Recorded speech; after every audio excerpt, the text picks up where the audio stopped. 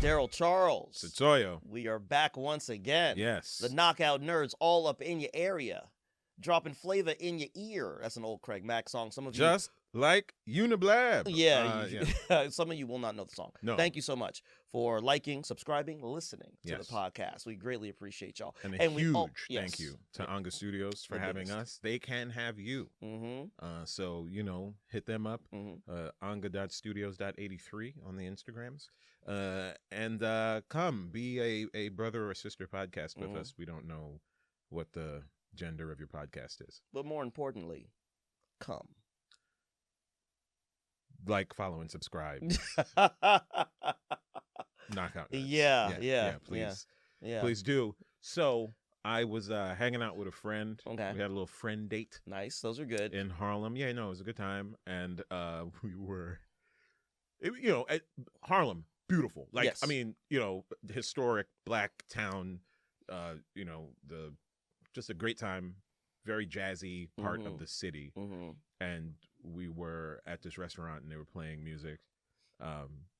And the DJ played like 5 Monica songs back to back. And so the first time we're like, oh shit, hell yeah. Oh yeah. They played the second one. We said, okay, all right, okay. Third one, we go like, is Monica dead? Yeah, so what happened to Monica? What happened? Hey. We were like, nah, he just vibing. Yeah, vibing out. Fourth one, people start pulling phones out. Yep. Like, hold on a second. Don't ruin my night. Nah, you're not finna do that oh to me. my God. I can't lose them. What happened? Even there was like a comedian there. They were going to do like a quizzo kind of thing. And the dude on the mic was like, hey. What happened to Monica? What's going on with Monica? What's happening? Hey, nah, hey. Because we are at the age. Yes. Where I had to Google how old she was. Yeah. You know what I mean? And then, you had to- and hit the news and hit refresh. Yep. Because you are like 5 Monica songs in a row, dog. What you trying to say?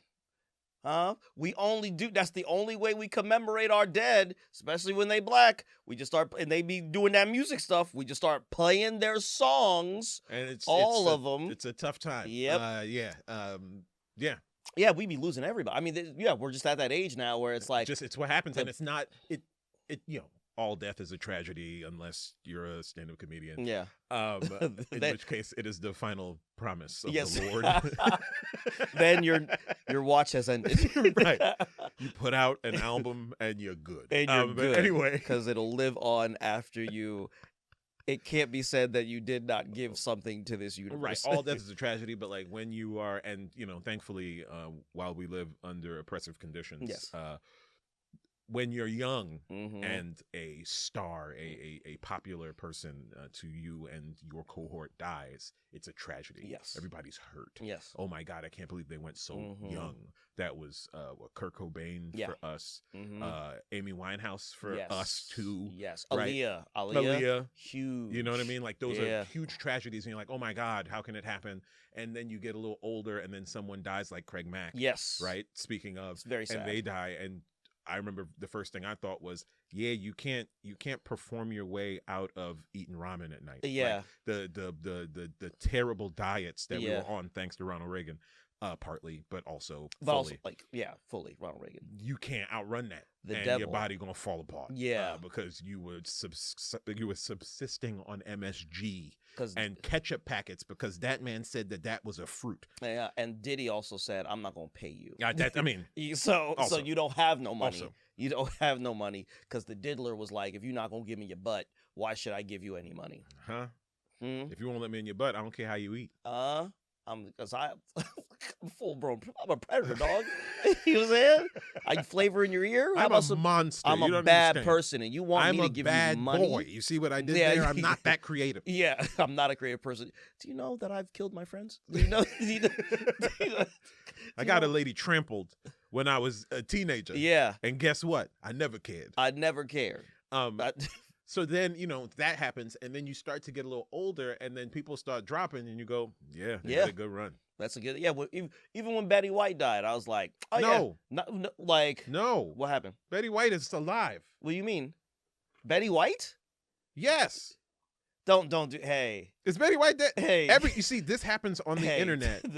This happens on the internet damn near every. Oh no, she died in 2021. Yeah, All right. yeah, Well, yeah, yes. shout out to Betty White. Yeah, shouts to Betty White. But Dog, even I'm like the dude from Memento when it comes to Betty White. Yo, Every 3 brother. years, they be like, R.I.P. Betty White. But Betty White gone. What you mean?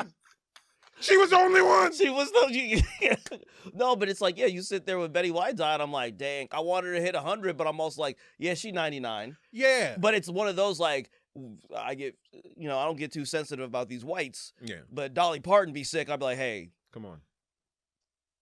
Is there a doctor there? Yeah, right. Like, does she need my white blood cells? Yeah, what exactly. are we doing? What are we doing? What are we doing about? Because I'm not finna hear I that. have things to do. Yeah, and I can't. This is gonna stop me in my tracks. You're not gonna derail me with the news of Dolly I've Parton. been working so hard. Right. I've been doing the cognitive behavioral therapy. You're not finna hit me with no Dolly Parton. No, she's good. She's good. Yeah, it's the older you get. So then, like, I mean, if you're a DJ and you want to be a jerk, just pick an artist, play 3 other songs in a row, and watch people's eyebrows start to shift. Be like, hey,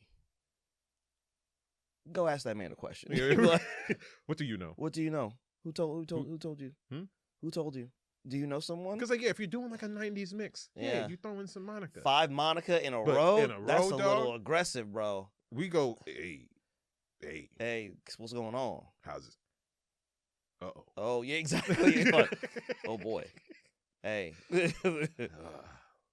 When was the last time Monica posted on IG? Check her stories. You know what I mean? Check her stories. Yeah. Check her stories. Yeah. Right. Has she posted something in the last 24 hours? Does she look healthy? Does she look healthy? She look good? What's going on? She sitting down? Oh, my God. Oh, why she look pale? She look pale. I don't like that. Her head look a little too big. Yep. What's going on? Man, fuck. Yeah. That's where we're at. That is. And it's only going to keep going. Yeah.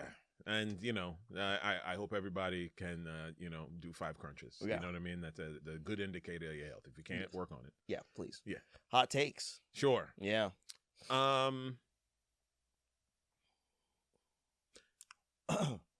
It's better to be stupid. Mm.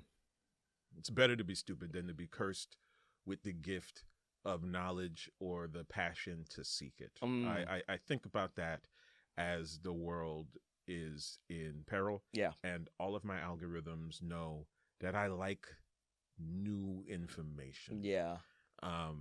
They also know that about some of the information I like that I'm not going to bring up here because it's not funny. It's a little sad. It's not sad, but melancholy. But sometimes you get a thrill out of it, and then sometimes they show you something, you be like, "I'm really like this." Yeah, he's like, "This is me." This is what they thought. Like, I opened the app up, and they were like, "Darryl, we know this is what is going to keep you on here." Yeah. And then I watch it 3 times, and I go, "I'm disgusted. I'm a monster." Oh my God! Wow. Then you hear it clap one more time, and you go, "You know what? I'll watch it a 4th time." Yep.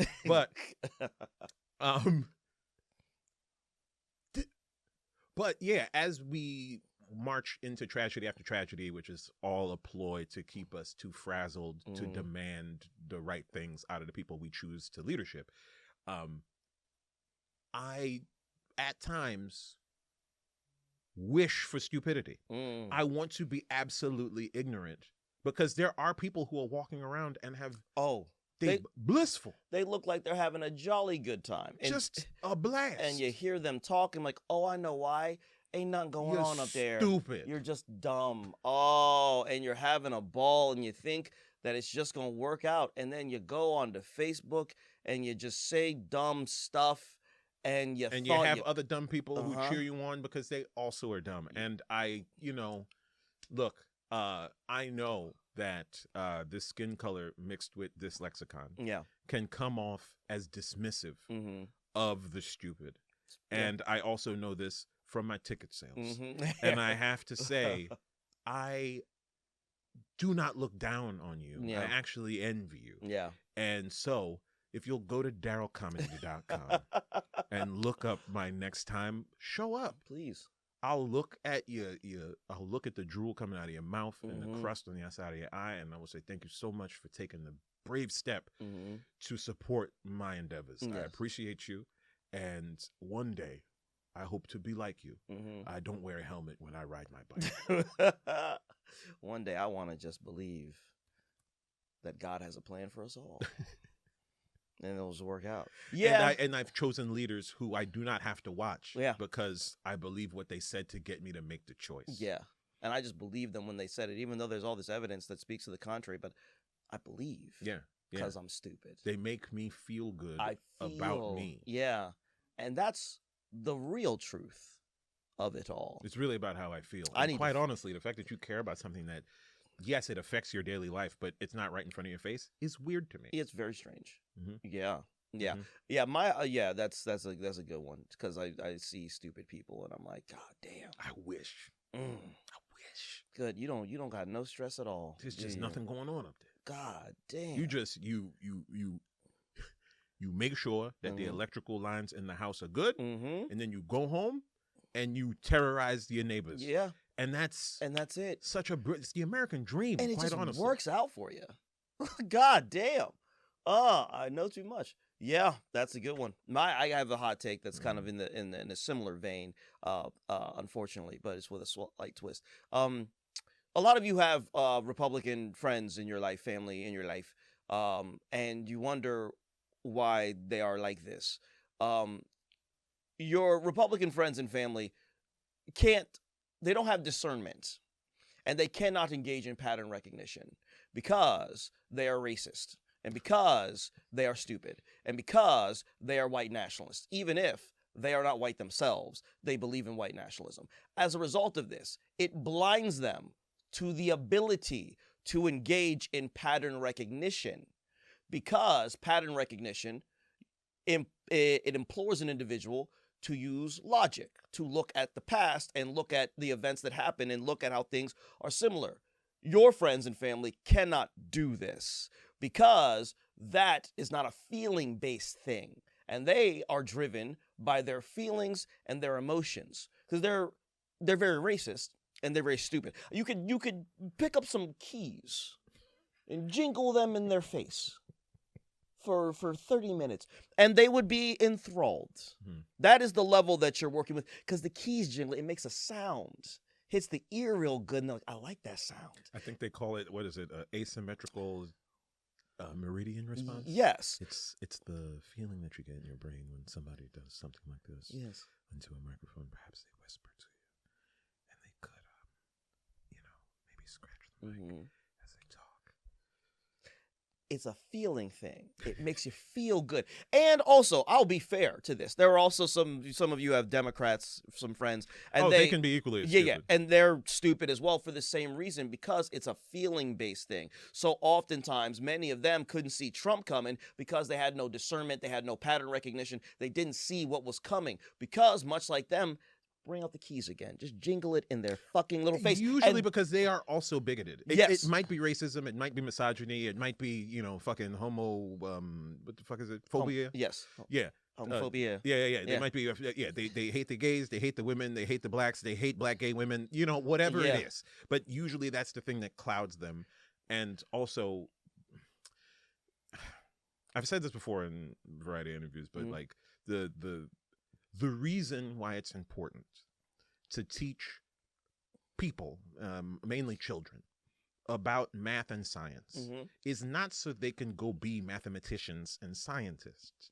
It's so they learn how to spot trends. It's so they learn pattern recognition. It's so they learn how functions work. It's so they're able to think critically. If you learn the scientific method, you do learn how to do a science experiment. Yes. But you also know how to watch a commercial and pick apart how they're lying to you, because they're not showing you a hypothesis, they're not showing you a procedure, and they're not showing you results. If they miss any of those three things, they're not trying to prove to you that what they did was correct. They're trying to sell you a story. Right. It's a vibes thing, right? So instead of having the ability to have pattern recognition, you fall into the vibe. We're a vibe culture. This is why, even for Democrats, they fall into it too. That's why NPR was so incredibly effective for so many years, because it was people speaking very spoke calmly. They talked about the benefits of crocheting in the midst of drone bombing Middle Eastern wedding. And that's a good thing, because when you look at it from a geopolitical lens, they talked very softly and nicely about horror so you wouldn't fight. It was to make you feel good. The keys have been jingling in their faces. That's why they don't know. That's why, when you're like, why don't they get it? Well, that's because they don't have pattern recognition. They don't have discernment. Their racism and their white nationalism are the keys that are jingling in their face that prohibit them, literally, from being able to see what is happening to them. And that's my hot take. Oh, and it should also be said that this is the hot takes section of the show. So what we have been doing is jingling keys in your face. We don't actually The entire time. or mean it. Also, it's Be Real time. That was a waste of your time. Yes, it was. I don't know why you did that, but I went along with it. It's a thing that I do. This is the nerd episode. So this is a nerd episode, and so as a nerd, I don't want to throw a bunch of facts at you. You don't have the critical read. No, I'm just kidding. All right. No, our viewers are smart. They are. They are smart, and they are getting more learned in the nerd stuff and the knockout stuff. But today, I just want to have a little discussion. Yeah, a nerdy discussion that has to do with the comedy. So again, sorry if you don't care, but thank you for watching this far, and believe the algorithm believes that you count as a follower. You do count as a follower, and you count as a follower to me. To me, the fact that you even open this up. You mean the world to me, dog. I'm just letting you know. And I can't wait to tell you in person when you buy a ticket to a live show. Oh. But I want to talk about what makes a good comedy festival. Okay, and that's very important because so many of them are bad. Yes, I do not like the comedy festival. Now, mind you, the idea of a comedy festival is just great marketing. Yes. This is how I see a lot of comedy festivals start. Some people start doing comedy. They meet other people who have just started doing comedy. Yeah. And I should say this applies not just to stand-up comedy festivals, but also improv comedy festivals. I've been to both. I've never been to a sketch comedy festival. I've never participated in one. I have been to watch. But anyway, a group of people start this art form. Performance art. I'm being very disrespectful because it's taken everything. Yeah. 2 houses. But you know, it starts with a group of people who, you know, have some camaraderie. Maybe they all go to the same open mics. Maybe they have formed an improv group together, or, you know, they formed one and then they broke apart and then they went and got into other ones. They have a little collective. Yeah. And they're doing a show somewhere, or they have a mic, they have a show, they have a showcase, they do something. And they're starting to feel that there's motion. Yes. Regardless of if there's any actual motion. Yeah. And they go, well, what we need to do is showcase the scene. And by the scene, they mean them and their friends. Yeah, their friends, yeah. And they know that, like, just posting, hey, you got to come down to see house panel comedy doesn't work. Yeah. So what they do is they say, all right, we are the scene. Yeah. We'll come up with a fun name that we can put on stickers and vandalize the very establishments that we do it in. Terrorize them. Terrorize them. Cost them thousands of dollars to put stickers everywhere, just deface an establishment, and call and say vibes. And those people have done nothing but provide you a platform. But anyway, yeah. They do that, and then they say, okay, we're gonna, instead of just getting the one night, we're gonna get 4 nights, and then we're gonna put all of our friends in, and that is a trash ass festival. Yes. A series of shows is bullshit. Yes. Do you agree? I do agree. We've seen it done. I've been a part of them. While I respect their intent, I am also like, this is not a thing that people are going to want to do again. It is not. And also in many instances, it can be questioned whether or not you're putting on a good product for the audience. Right. And so here's the thing. I think the key to having what I would say is a good festival is not just what you provide the audience, because the audience always matters, right? Yes. You're selling tickets, whatever. The audience always matters, but it's what you're providing to the performers. Yes. That is the difference between a shitty festival, an okay festival, and a great experience. Yes. It's what you're providing for the people who you are probably taking money from for the eligibility of being in said festival. You have to show that you have used some of that money for their benefit. Definitely. And a lot of that, I think, has to do with what you do in the daytime of that effing festival. Yeah, definitely. I think a lot of it is, a lot of groundwork is very, very good. Proper marketing is very good. Curating a great line of comedians is very good. I don't even think you really need to do that. Sometimes I've been to some big improv festivals where they told you there was you have to send a video and they will Sure. you curate a Mhm. thing, and you find out it's a lot of people who like just started or haven't Mhm. done it that much. But what makes some of those festivals good is that they are providing those people Mhm. with instruction Yes. by people who are much better or much more seasoned. So this also leads into, because I do think you do need, I do think talent does matter. Mhm. But also, yes, you bring in new people as well. And that's what, especially when you have quality panels, that's where the panels come in to then instruct these newer performers on the craft of comedy and the ever-changing nature of how this comedy deal functions now. Because it's supposed to be like, I mean, not supposed to be, but like the idea of this festival, we're gathering all these people who have this shared interest. There should be room for discussion about the interest. Yes. Amongst the people who are in the festival. Maybe you even open that up to the public. Like, who cares? But there should be a knowledge transfer, a knowledge exchange. Yes. That's what turns something from like, oh, these people just wanted my fucking $20 and they wanted to get a cheap hotel room for their friend, instead of like making this some shit for me. Yeah. Like the idea of having one venue versus multiple venues around the city, all of that is immaterial to the fact of, is it a good thing? Yes. Because there are some festivals where it's like, just put our festival name on your show. Yeah. And that's it. That's the thing. You run your thing and you tell us and you pay the right amount of money and we'll post you on our website. Right. Trash. If you don't have something for the people who are going to be part of the festival, who are going to be independently marketing, helping you market for your festival, if you don't have something for them to walk away from that they can say, I was bettered by this experience. Right. Not just I had a good time or I my set killed. Like, what's the difference between that and a regular fucking show? Right. Do they feel like they walked away? It is a good thing when you are able to walk away from a comedy festival and be like, I think I got better. Right. I think I got better at this, which is a great, great feeling. It's a very instructive feeling. And I've had like a couple festivals where like maybe 10 years ago, where I walked away and being like, oh, I very much needed that. This was not only the ability to perform, but I was properly placed. I was placed for a reason, and it allowed me to work hard. And then I got to see people who are actively better than me apply their trade, and I got to do that over the course of a week. Yeah, I am now a better performer. And also, yes, the shows were very good, and the talent was exceptional, but everybody was working hard, and there was a structure to it. And people was like, no, like the shows were well run. They yes, were well managed. Yes, they were well managed because they knew that they were pumping out a large number of shows. They made sure that every show felt like I knew my call time. I knew what time I was going to be on. They stuck to that time. If there was an after party, if there was like some kind of a food sponsor, all that stuff, that's great.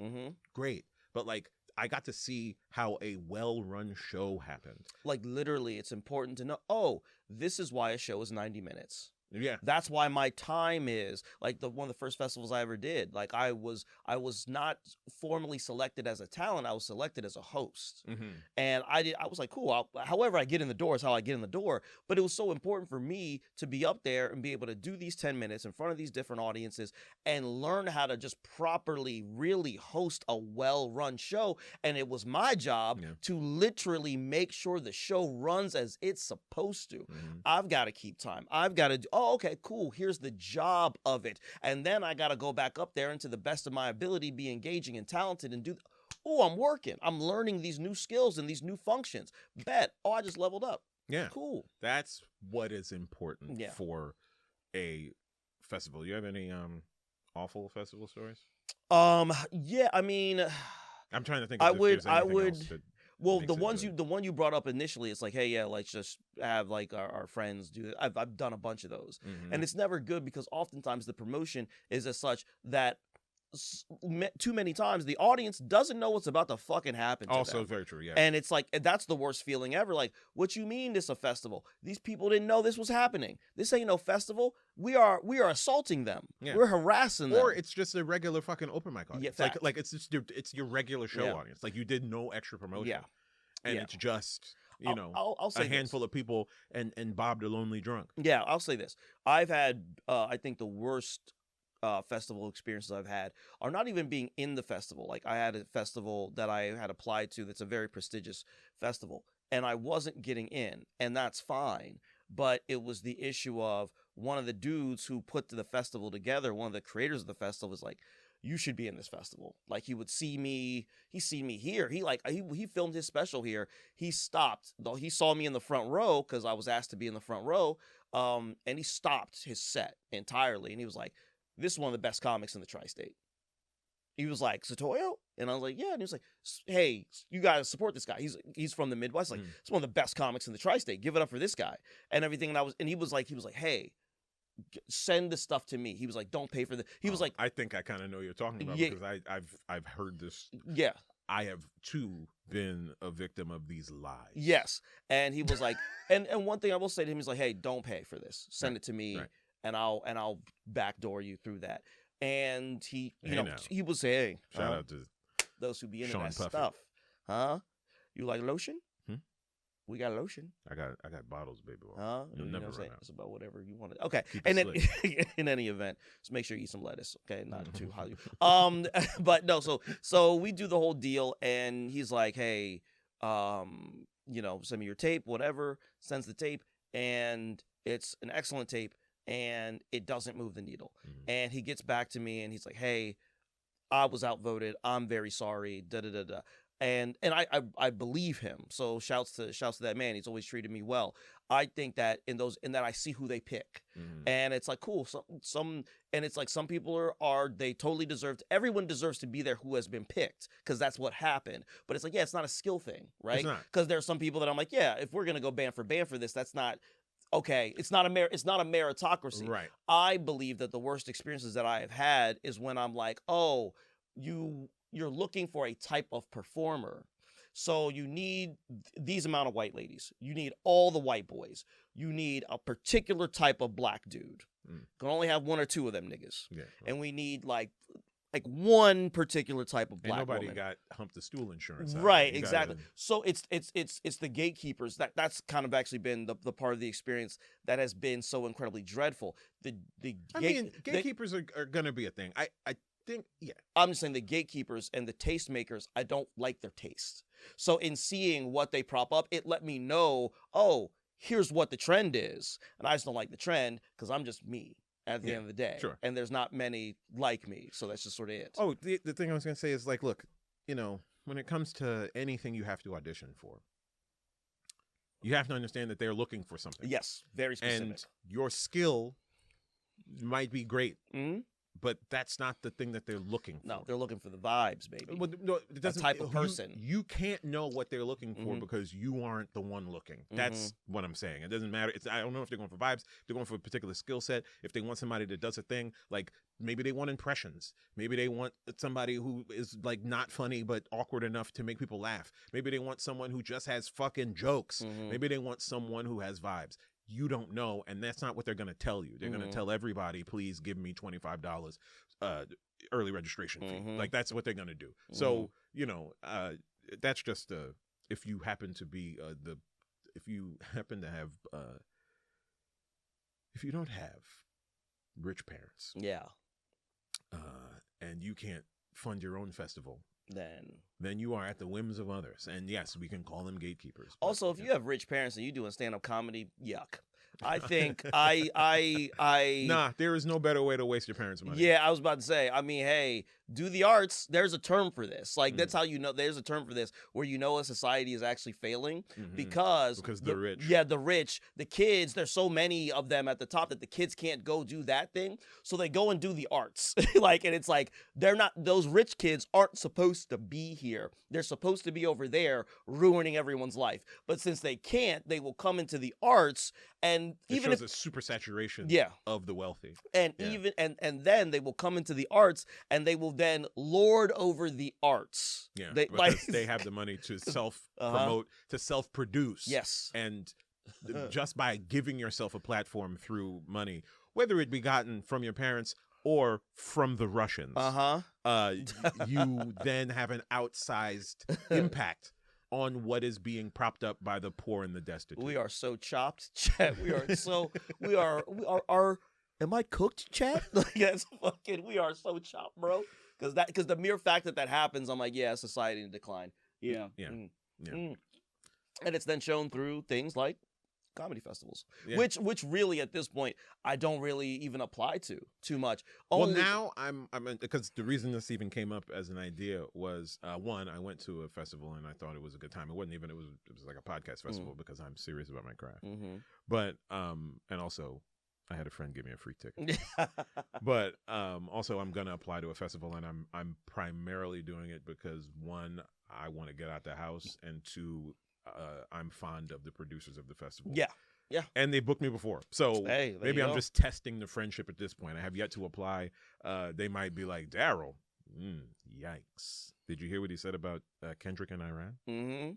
No thanks. No thank you. Yeah. That's some heat. I don't want to be. I don't need them type problems on me. Yeah. I mean, but also I would also say to any performer, especially, I would never They're good for networking. Yeah, they're good for networking. I should say that too. Yep. Like, they're good for networking. They're good for meeting people, especially people who aren't in your town. And if you ever want to like DIY some kind of a tour or like go places, or you have a cousin who lives in a town and you're like, oh, I've been to that town, or I know a performer from that town. A great way to like turn a trip into some kind of business. Great to claim it on your taxes. But it's great to do that. So do that. Meet some people. Find out what other people are doing comedy wise. Like, honestly, do it. Have a good time. Network. Be on fun shows. Have good experiences. Consensually rub fronts with comics who find you attractive. That also is. Or comedy patrons from another town. Because I mean, what's better than, oh, I've impressed you with my comedy. I'm leaving in 2 days. And your husband is, who cares? Y'all means? What are we doing out here? What you mean? I did have a situation. Please make me a secret. Yeah, I had a situation that was rather diabolical. I did a comedy festival, and then after one of the nights of the festival, this very attractive woman was, very complimentary, and we go back to where I was staying at, and we do what adults do, through the mattress, respectfully. A gutting. This is the way. Yes, this is the way. So you gotta give him a show. So gave her the show. It's one night. Get weird. Go hard. Sweat. Spit in. Definitely, yeah. If you look at me in my fucking eyes. So all that stuff happens, and then it was like 2 days later. She's like, "Yo, I'm pulling up," and I'm like, "Cool. I'm gonna get some chicken before I leave." So I thought. Yeah. Brother, she showed up with her family. She showed up with her husband. All of a sudden, where there had been no ring on the finger, there was a ring on the finger, and I'm like, she hit you with the prestige. Yes, dog. Yeah. And brother, I'm sitting there in the moment. I'm like, I don't live here. I'm half bricked up, dog. What are we doing? I was like, I thought I was gonna be getting some chicken. Now I'm shaking hands with this fucking man. And he looking you dead in the eyes like, I don't know why my wife is introducing me to you, sir. He was straight up like, you're so fucking funny. And I was like, I was balls deep. Oh my God. And I gotta remember, I do not live here. Yeah. Like, I'm leaving tomorrow. I don't have time. And bro, that man was none the wiser. She was doting on him. I'm like, and he was like a plain Joe looking cat. I'm like, he thinks he won the lottery. He did. He did. But yeah, that can happen too. You helped that marriage along by at least another 6-7 months. I did. She was probably like, hey, I got what I need. I'll be a better wife. I'm gonna dote on him because you know what? Yeah. That man ate it after the toilet was finished. Yeah, and my God. We all live our lives and we all make choices. And I hope for their sake that they're still happy whether they're together or not. But that woman is very talented, so I would not be surprised if that man is still none the wiser. He ain't leaving. She No. might be like, she might get tired. It's time to go. That man ain't gonna get that. He gonna make that work. Huh? She was. Oh, she. Do you know what she did to my balls, brother? And respectfully, and eat her. So all of a sudden, you with a like-minded person, we going band for band with this move. Heard. But you never know. He might not be one, and he might even be the rare person who doesn't even like to be eaten. Yeah, no, he could be one of those. And she's like, "Well, cool." Always surprised when one of those people show up. Yeah, what are you doing with your life? You don't like to be taken care of. You don't like to be taken. Oh, I think for some people it makes them uncomfortable. Yeah. So they're used to performing. Right. So to then receive, it's like that's a level of vulnerability, and sometimes they just have to be in their body. Speaking you know what of I'm saying? which, yeah. go to a festival. Yeah. Receive the comedy. Yes. Help any group of people try to build a scene. If it's a well-run festival, you'll see a literal gambit of different styles, different techniques, different people. And it is important to see funny people whom have a different humor than you and different sensibilities to you, because then you still learn from that. You'd be like, oh, totally not my type of thing, but they are hilarious. They are like, oh, what a topic to make fun of. Yes. What a thing to pick. Yes. Especially if you've been in one scene, one city. Yeah. You'll see, I mean, people are still varied and all that stuff, and some people come from out of town and shit like that. But like Philadelphia has a gruff exterior. Yes. The comedy is harder and more biting. Mm-hmm. The people are less tolerant of politeness. Yeah. And you go further south, you go into the Midwest, you go on the West Coast, and the audiences are different. Yeah. They are a little more kinder. It depends on which direction you go. But like, yeah, it's fun to see the way that the distance makes for comedy scenes and comedy audiences. And are you skillful enough, and can you build up your skills to make it work? And so one of the great gifts, that's one of the things that those festivals will give you. Good festivals do give you the ability to then, when you actually go on the road, like, and people will be like, oh, how was the road? And I'm like, cool. Like, if I make them laugh in Austin, Texas, I make them laugh in St. Louis and Portland and Buffalo and Ohio and Illinois. They get the jokes all the same, but it's great festivals help you build that muscle to be around different people with different sensibilities and still be able to connect with them. With the same material. Yes, with the same jokes, yes. That, like, you can, maybe not the same jokes, because you might change up the punchline, you might lengthen something out, because, like, you get to a big city and it's usually like bang, bang, bang, bang, bang, or else I got shit to do. Yeah. And you go to a smaller town and it's like they want to hear a story. They if you like bang, bang, bang, bang, they go, that was too fast. Yeah. I don't know what you were doing. Why are you so hyper? Yeah. You know what I'm saying? Like, what are you doing? Are you upset with her? Take me to dinner. Sit me down. What are we doing? I came here to fuck. Yeah, exactly. And you out here yelling. You out here yelling at me. I want to have a nice time. And that's good. That's good festivals are good for that. Yeah, indeed. So, Satoyo. Yes. Where can the people find you? You guys can find me on Threads, Twitter, Blue Sky, even though my password is fucked up. TikTok, Instagram, at Satoyo1, Setoiyo, numero uno. And also, please download my comedy album, The Foreigner, which is everywhere. Apple Music, Amazon, Spotify. Get it. Yeah. Darryl Charles. Yes. Where can they find you? You can find me at darrylcomedy.com. There, you'll see a list of every other effing thing I do outside of this podcast, because I have to make a new page for it that is coming in 2028. You see, you have to underpromise and overdeliver. Like your boss does, right? Knock out nerds. Peace. Knockout.